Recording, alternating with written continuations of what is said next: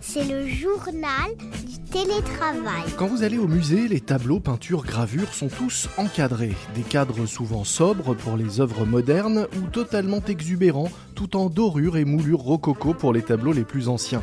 Car, il faut le dire, un tableau, c'est mieux avec un cadre. Eh bien, c'est la même chose avec le télétravail. Pour bien en profiter, il faut qu'il soit encadré. Et joliment encadré, bien sûr. Eh bien, c'est le sujet de ce nouvel épisode du Journal du télétravail, le podcast du magazine Management qui vous aide à mieux télétravailler. Cela fait déjà plus de 2 ans que le télétravail s'est imposé et accéléré dans de nombreuses entreprises. Pourtant, certaines continuent de proposer à leurs salariés de télétravailler, mais sans réellement encadrer cette pratique. Pourquoi est-ce une erreur et comment encadrer aujourd'hui des formes de travail hybrides et souvent flexibles? On en parle avec Bérangère Benon, DRH de Claranet, gestionnaire d'infrastructures informatiques dans le cloud, dont les salariés bénéficient justement d'un télétravail encadré depuis 2016. Bonjour. Bonjour. Alors vous proposez à vos 700 salariés un mode de travail 100% hybride.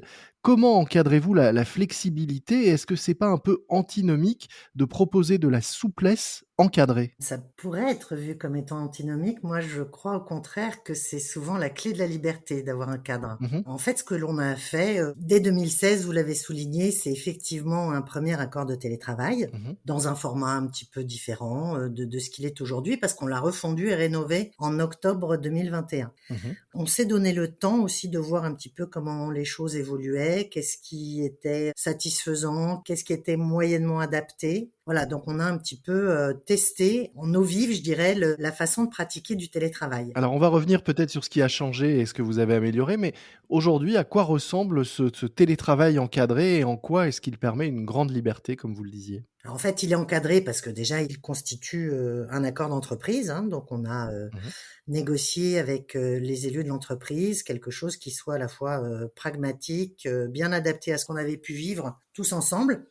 Et on a décidé de le poser dans le cadre d'un accord. Donc, en fait, l'encadrement, c'est ça, c'est le fait que ça vive à travers un accord d'entreprise, avec quelques lignes claires, disons, qui ont été posées. Mmh. Les lignes claires, c'est quelques grands principes, par exemple, de laisser la plus large autonomie possible à chacun, parce qu'on estime que chacun est déjà tout à fait adulte dans sa vie professionnelle, comme il l'est dans sa vie personnelle, pour savoir comment, Mmh. en fonction de ses contraintes du moment, en fonction des tâches qu'il a à mener, qui sont plus ou moins participatives ou au contraire qui ont besoin d'être un peu concentrées, isolées, etc. Voilà. Chacun est à même de savoir quel est le bon moment et le bon cadre de travail adapté. Et l'autre grand principe qu'on a érigé dans cet accord, c'est la disponibilité. Ça peut paraître là aussi un peu paradoxal. Pourtant, on essaye de le faire vivre aujourd'hui et ça vit relativement bien. Mmh. Les deux grands principes étant l'autonomie et la disponibilité. Et entre ces deux frontières, finalement, comment est-ce que les choses peuvent s'organiser avec une grande latitude laissée à chacun de s'organiser et de l'autre côté, la limite, on va dire, ou le cadre justement posé de se rendre aussi disponible pour l'entreprise, pour le projet du moment, à la demande de son manager, pour ses collègues, de se rendre disponible lorsque cela est demandé. Alors, Mmh. tout ça, c'est organisé aussi avec, par exemple, des délais de prévenance pour permettre à chacun d'avoir les meilleures chances de s'organiser correctement. Voilà le cadre, en fait. Qui est assez, qui semble effectivement, normal et naturel, mais qu'on a peu entendu, y compris dans les plus de 200 interviews qu'on a pu faire pour ce podcast. Autonomie et confiance sont effectivement des termes qui reviennent très souvent quand on parle de télétravail et de conditions, pour la réussite du télétravail. Je trouve intéressant que vous rajoutiez, vous, la disponibilité. C'est en fait un peu du donnant-donnant. Vous laissez une grande autonomie Exactement. et une grande liberté et en échange, il faut pouvoir se rendre disponible quand l'entreprise, le service, le manager en a besoin. Exactement. Avec ce New Deal qu'on a posé à tout le monde et qui, y compris lorsqu'on en a discuté avec les élus, avec l'ensemble des salariés, ça a été très apprécié. On a encore fait un sondage il y a 3 mois de cela dans l'entreprise auprès des 700 collaborateurs et tout le monde plébiscite cette organisation. Mmh. Pour rentrer un petit peu plus dans le détail, aujourd'hui concrètement, qu'est-ce que vous proposez à vos salariés comme mode d'organisation et de travail? Est-ce que c'est la liberté totale? Est-ce qu'il y a quelques grandes familles, des 100% télétravailleurs, des télétravailleurs hybrides, des gens qui choisissent de télétravailler depuis chez eux ou un tiers-lieu, des gens qui reviennent à 100% au bureau ou de façon épisodique? Qu'est-ce qui est possible et qu'est-ce qui est pratiqué au sein des équipes de clarinette Eh aujourd'hui? bien, en fait, j'aurais envie de vous répondre tout ce que vous venez de citer. Donc on a quelques équipes qui, du fait de leur matière, de leur fonction, sont, un petit peu plus sur site ou, dans nos data centers, par exemple. Mmh. On a des équipes qui vont être, complètement de retour sur site, qui ont souhaité cette organisation, d'autres qui travaillent dans un mode de fonctionnement hybride où il peut y avoir des tiers-lieux, des domiciles, Mmh. il y a des quantités et des dosages différents, pour chacun et chacun a la latitude, si on maximise, de faire 0 à 5 jours de télétravail ou 0 à 5 jours sur site toutes les semaines et c'est pas un modèle qu'on impose non plus avec des récurrences, ou des semaines qui doivent toutes se ressembler. Chacun, au fur et à mesure, Mmh.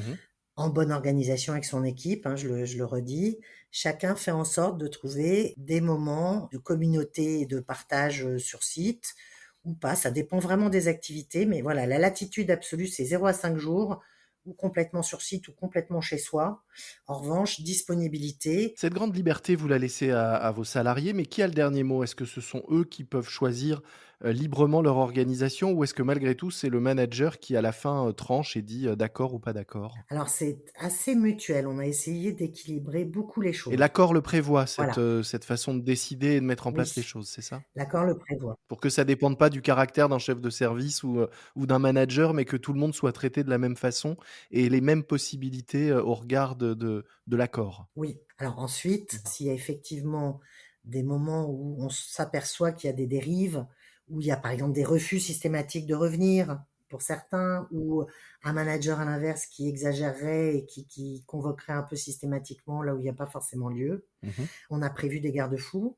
On a fait en sorte qu'il y ait dans ces cas-là des arbitrages avec des interventions de l'équipe RH par exemple ou de la direction générale si jamais il y avait besoin d'en venir là. Mais très sincèrement, je l'ai pas encore vu s'exercer. Et puis on a aussi prévu d'avoir avec les élus des moments d'études, de regard posé à distance sur cet accord, comment est-ce qu'il fonctionne, quelles seraient justement les choses qu'il faudrait un petit peu ajuster. Oui, puisque cet accord peut être amené évidemment, à évoluer avec le temps et à être, amendé, modifié et amélioré si besoin. On révisera cet accord s'il a besoin d'être révisé. On essaiera d'y prévoir d'autres petits bouts de pièces si justement on se rend compte qu'il y a des endroits qu'il faut consolider. Mmh.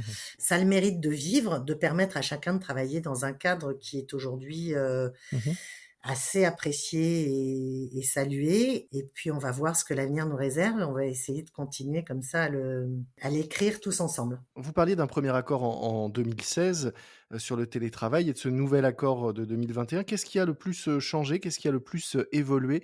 Et qu'est-ce qui fonctionnait à l'époque et qui aujourd'hui a montré ses limites, par exemple? Alors, de façon assez, évidente, le nombre de jours qui étaient autorisés, puisqu'à l'époque, en 2016, Mmh mh. on avait, 2 jours à 3 jours, ça pouvait dépendre des équipes. Mmh.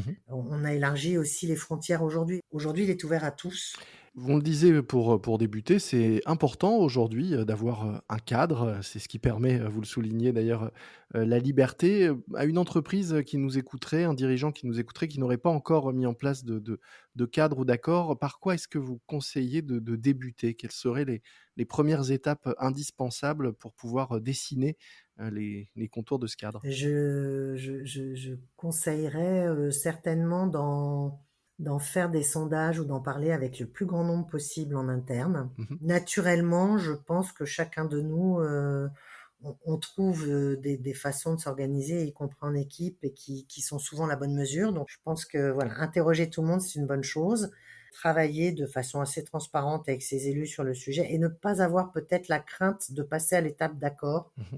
Ça sérénise énormément les choses d'avoir un accord. Ça rassurait aussi, l'ensemble des salariés de savoir qu'un accord pouvait venir, poser tous ces principes de nouvelles façons de travailler, de nouvelles conditions de travail, de façon aussi de respecter des temps de déconnexion, des temps de connexion, de pouvoir, oui, donner les garde-fous et les garanties qui allaient bien. Mmh. Et ça n'empêche rien finalement, parce que ça n'empêche pas de le rénover s'il y a besoin, ça n'empêche pas de l'approfondir aussi. Donc voilà, je lui conseillerais d'abord d'écouter ses troupes, ensuite de ne pas hésiter à passer à cette partie un peu rédactionnelle, mais qui est souvent intéressante. On dit que le diable est souvent dans les détails, c'est pas faux. On n'a pas cherché à inventer non plus des choses extraordinaires là-dessus, mais je pense qu'on s'était tous beaucoup appuyés aussi sur ce qu'on a vécu de façon un peu, alors très très subi et très rapidement, très très extrême avec la crise sanitaire. Mais on en a tiré, voilà, tout malheur une chose est bonne. On a essayé d'en tirer quelques enseignements. Mhm. On a plutôt trouvé une façon d'organiser les choses qui a l'air intéressante, qui enthousiasme beaucoup des salariés. Ça se traduit d'ailleurs chez Claranet puisque 91% des collaborateurs plébiscitent cette nouvelle organisation donc, que vous avez mise en place et encadrée avec cet accord télétravail. Merci beaucoup Bérangère Benon. Je rappelle que vous êtes donc DRH de Claranet, gestionnaire d'infrastructures informatiques dans le cloud, dont les 700 salariés bénéficient d'un télétravail encadré depuis 2016 et qui pratiquent, on l'a compris, la flexibilité et l'hybride au quotidien dans l'entreprise ou de n'importe où Ouais. d'ailleurs. Merci beaucoup. Merci. Une remarque, une critique, une suggestion à nous faire, vous pouvez nous écrire à l'adresse lejournaldutélétravail tout attaché @gmail.com. lejournaldutélétravail@gmail.com. Moi je vous dis à très vite et d'ici là, bon télétravail à tous. C'est le journal du télétravail.